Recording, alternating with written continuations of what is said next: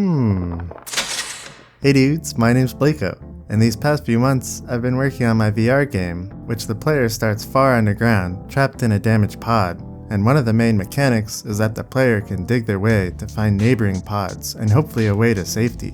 In the comments of some of my videos, people have been asking how the dirt generation system works, so let's get into it.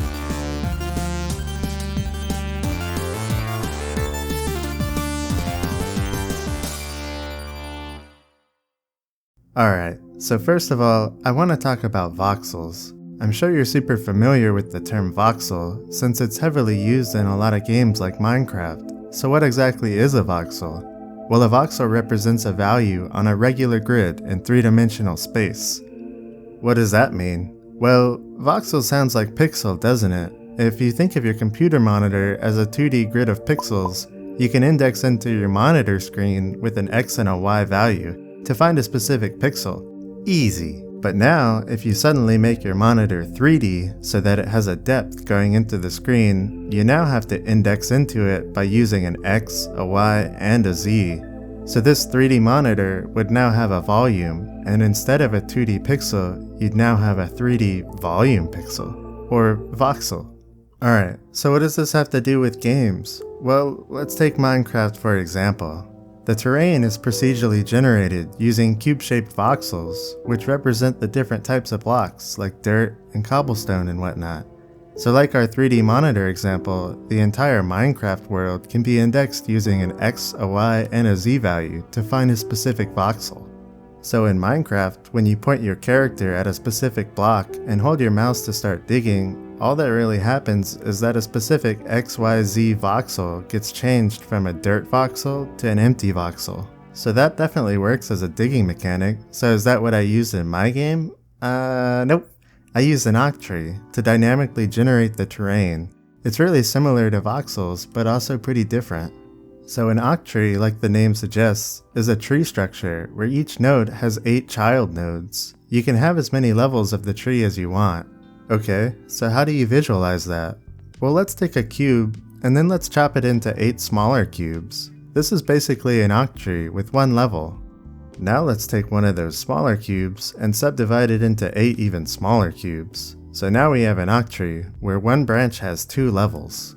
Well, you can keep going and keep subdividing the cubes into smaller and smaller cubes. But as you can see, not all of the cubes are the same size, because not all of the branches in the octree have the same number of levels. Alright, on to digging. So let's take a dirt cube, and then let's shove my shovel into it.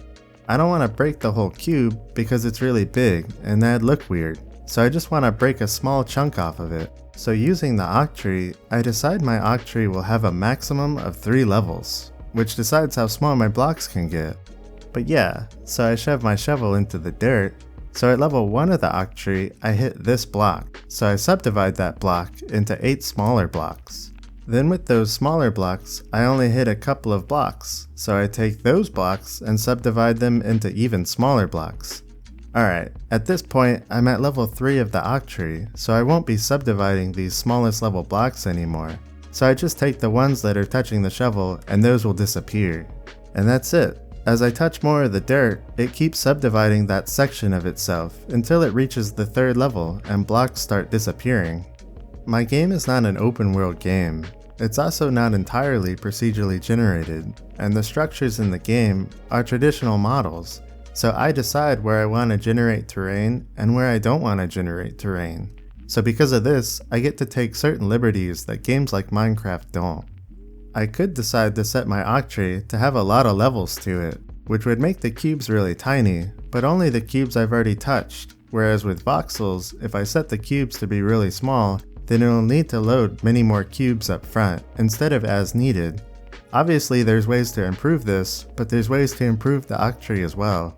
In some ways you could think of the octree as a level of detail system for voxels. If you pre-process your octree so every zone goes to its smallest level right in the beginning, then visually a voxel system would look identical if it had cubes the same size.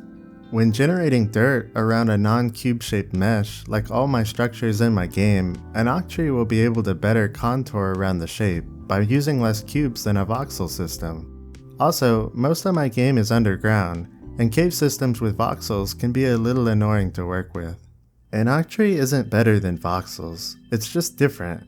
In some ways, it's worse, like finding the cube to destroy while digging is sometimes slower than directly using an XYZ index. And in some ways, it's better, since if you haven't touched an octree yet, it's only one block loaded. But for my specific game, the octree is gonna work just fine, so that's what I'll be using. Anyway dudes, that's it. See ya!